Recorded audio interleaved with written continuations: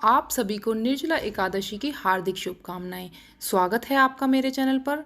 आज के वीडियो में हम जानेंगे निर्जला एकादशी के व्रत के नियम और किस दिन यह व्रत रखा जाएगा। यदि आप व्रत रखने में समर्थ नहीं हैं तो कौन कौन से नियम का पालन आपको अवश्य करना चाहिए, जिससे व्रत का कुछ पुण्य आपको अवश्य मिलेगा।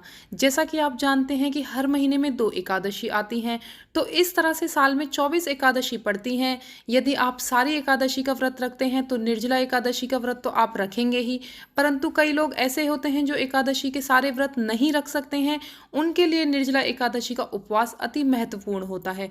कहते हैं कि सारी एकादशी जो व्यक्ति ना रख पाए वो केवल निर्जला एकादशी का व्रत रख के भी पुण्य प्राप्त कर सकता है, और बाकी की एकादशी जो बच जाती हैं उनका भी फल उन्हें मिल जाता है।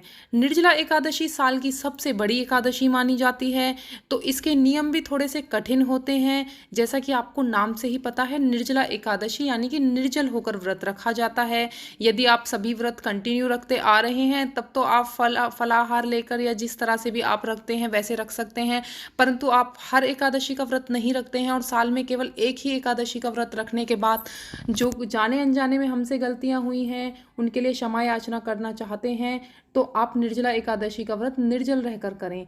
ऐसा यदि पॉसिबल है तभी करें, अगर आपको स्वास्थ्य से रिलेटेड कोई समस्याएं ना हो तभी करें, क्योंकि जेठ का महीना है और बहुत ही गर्म होता है, तो इसमें पूरे दिन बिना जल के रहना बड़ा मुश्किल हो जाता है। तो ये आप अपने शरीर को ध्यान में रखते हुए ही करें। सबसे पहला नियम तो इसका यही होता है, निर्जल रहकर करें। परंतु यदि आप निर्जल नहीं रह सकते हैं तो फलाहार से भी इस व्रत को कर सकते हैं, क्योंकि कुछ नहीं करने से अच्छा कुछ करना होता है। पहला नियम तो इसका ये हो गया। दूसरा नियम ये होता है कि एकादशी पर, जैसे कि सभी एकादशी में नियम माने जाते हैं कि दशमी तिथि से ही इसके नियम स्टार्ट हो जाते हैं, यानी कि दशमी तिथि से ही आपको चावल खाने छोड़ देने चाहिए। तो इससे पहले जिस भी एकादशी में आपने ये नियम फॉलो किया था या नहीं किया था, ये साल की सबसे बड़ी एकादशी है, तो दशमी तिथि से ही यानी कि 30 तारीख से ही आपको चावल खाने छोड़ने हैं। 30 तारीख से याद आए कि सबसे पहले तो हम बात कर लेते हैं कि निर्जला एकादशी का व्रत कब रखा जाएगा। निर्जला एकादशी का व्रत इस बार 31 मई को रखा जाएगा, क्योंकि 31 मई को उदया तिथि के हिसाब से एकादशी का व्रत पड़ रहा है। उदया तिथि यानी कि जब सूर्योदय पर जो व्रत पड़ता है, हम सूर्य उदय वाले व्रत को ही रखते हैं। तो इसमें कोई संशय नहीं है कि एकादशी का व्रत 31 को ही रखा जाएगा। दशमी तिथि के नियम 30 तारीख से ही लागू हो जाएंगे, यानी कि आपको चावल 30 तारीख से ही छोड़ देने हैं। सूर्यास्त के बाद आपको भोजन नहीं करना चाहिए, सूर्यास्त से पहले ही आप भोजन कर लें। तुलसी पत्र पहले ही सूर्यास्त से पहले ही तोड़ के रखें, क्योंकि तुलसी पत्र नहीं तोड़े जाते हैं एकादशी वाले दिन। तुलसी माता की पूजा अवश्य की जाती है, परंतु तुलसी को हाथ नहीं लगाया जाता है, तुलसी में जल भी नहीं दिया जाता है और तुलसी के पत्ते नहीं तोड़े जाते हैं।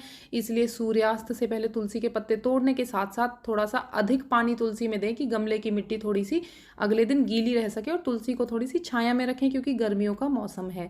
अब निर्जला एकादशी के जो व्रत की विधि है वो हम जान लेते हैं। सुबह सुबह यदि आप निर्जल व्रत रख रहे हैं तो सुबह सुबह आप नहाने के पश्चात भगवान का पूजन करेंगे। आप पर जो भी स्वरूप है विष्णु भगवान का, लड्डू गोपाल का, उनका पंचामृत से स्नान करके पीले वस्त्र आप स्वयं भी धारण करेंगे। कोशिश कीजिए भगवान को भी पीले वस्त्र पहनाएं। चंदन से, हल्दी से उनका तिलक करें, पीले पुष्प चढ़ाएं यदि अवेलेबल हो तो। और उसके बाद एकादशी का मातम्य सुना जाता है।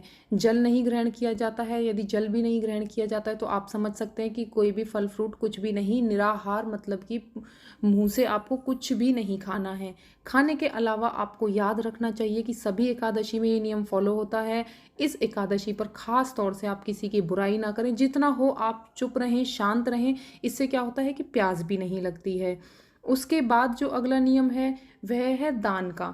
देखिए, दान का बहुत महत्व होता है इस एकादशी में। तो कुछ दान ऐसे हैं जो मैं आपको बताने वाली हूँ जो ज़रूर करने चाहिए। यदि सारे ना कर सके तो कोई एक चीज़ अवश्य दान करें। जब आप एकादशी का व्रत खोलेंगे तब तो आप ब्राह्मण को भोजन कराते ही हैं। मैंने हर एक वीडियो में आपको बताया है कि जब द्वादशी पर हम व्रत खोलते हैं तो उस दिन चावल बनाए जाते हैं और किसी ब्राह्मण को भोजन कराया जाता है। यदि वैसा पॉसिबल नहीं हो पाता है तो पक्षियों को दाना डालने के बाद, थोड़े से चावल पका के डालने के बाद, थोड़ा पानी डालने के बाद आप स्वयं भी व्रत खोल सकते हैं। व्रत में तुलसी के पत्ते का महत्व होता है, इसलिए दशमी तिथि वाले दिन ही तुलसी तोड़ ली जाती है। और जब भगवान को आप द्वादशी तिथि वाले दिन थाली परोसते हैं, भोग लगाते हैं, उसमें तुलसी का पत्र अवश्य रखें। एकादशी वाले दिन भी अगर आप भगवान को जब भोग लगाते हैं तो उसमें तुलसी पत्र अवश्य रखें। विष्णु भगवान बिना तुलसी के पत्ते के भोग स्वीकार नहीं करते हैं। ये नियम हो गया है। अब मैंने आपको कुछ दान की चीज़ें बताई हैं जो आपको एकादशी के व्रत वाले दिन ही दान करनी है। सबसे बड़ा दान है जल दान। तो जल का दान आप कैसे करेंगे? मिट्टी का मटका ले लीजिएगा, अगर पॉसिबल हो तो मिट्टी के मटके को भर के दान किया जाता है ठंडे जल से, लेकिन खाली मटका नहीं दान किया जाता है। मटके के ढक्कन पर आपको थोड़े से चीनी या शक्कर या गुड़ कुछ मीठा रखने के पश्चात ही और दक्षिणा रखने के पश्चात ही दान करना चाहिए। दूसरा जो महत्वपूर्ण दान है वह है हाथ का जो पंखा होता है, बांस का पंखा होता है जो, उसे पंखी भी बोला जाता है, गाँव में बीजना भी बोलते हैं उसे, उसका दान इस दिन किया जाता है।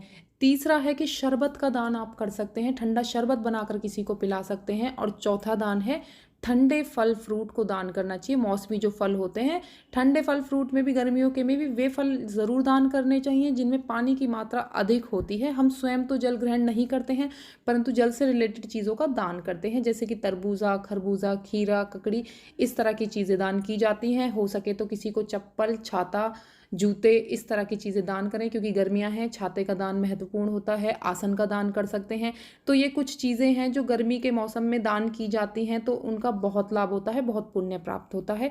वैसे भी एकादशी व्रत को सब व्रतों में राजा कहा जाता है, क्योंकि जाने अनजाने में जो हमसे गलतियां होती हैं, जो हमसे पाप होते हैं, उन पापों को काटने के लिए हम एकादशी का व्रत रखते हैं। साल की 24 एकादशी का व्रत यदि ना भी रखा जाए तो यदि निर्जला एकादशी का व्रत आप निर्जल रहकर कर लेते हैं तो बाकी की बची हुई एकादशी के जो पुण्य आपसे रह जाते हैं उनका फल भी हमें प्राप्त होता है। क्योंकि यह व्रत स्वयं व्यास जी ने भीम को बताया था, जब पांडव सारे व्रत रखते थे एकादशी के, परंतु भीम जैसा कि आपने पढ़ा भी होगा कि वे ज़्यादा भूखा नहीं रह सकते थे, उनकी भूख बहुत ज़्यादा थी, तो वो खाना खाए बिना नहीं रह पाते थे। तो उन्होंने अपने गुरु से पूछा कि क्या कुछ ऐसा उपाय हो सकता है कि मैं साल में एक ही व्रत करूं और मुझे भी अपने सभी भाइयों के तरह ही पुण्य प्राप्त हो।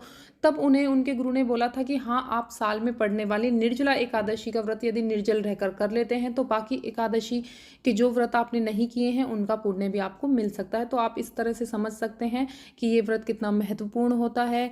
व्रत महत्वपूर्ण है, व्रत के नियम महत्वपूर्ण है, उससे भी ज़्यादा महत्वपूर्ण है कि आप किसी की बुराई ना करें, चुगली ना करें और मौन रहकर भगवान का स्मरण करें। क्योंकि मौन रहने से, थोड़ा शांत रहने से प्यास भी कम लगेगी और भगवान की भक्ति में मन लगेगा। उसके अलावा दान करना चाहिए। तो ये कुछ नियम थे एकादशी व्रत के। मेरे चैनल पर आपको इसी तरह से हमारे तीज त्योहार व्रत के वीडियोस मिलते हैं। यदि आपको इस तरह की जानकारियाँ अच्छी लगती हैं तो मेरे चैनल को सब्सक्राइब कीजिएगा। मिलते हैं फिर अगले वीडियो में, तब तक के लिए राधे राधे, जय श्री कृष्ण।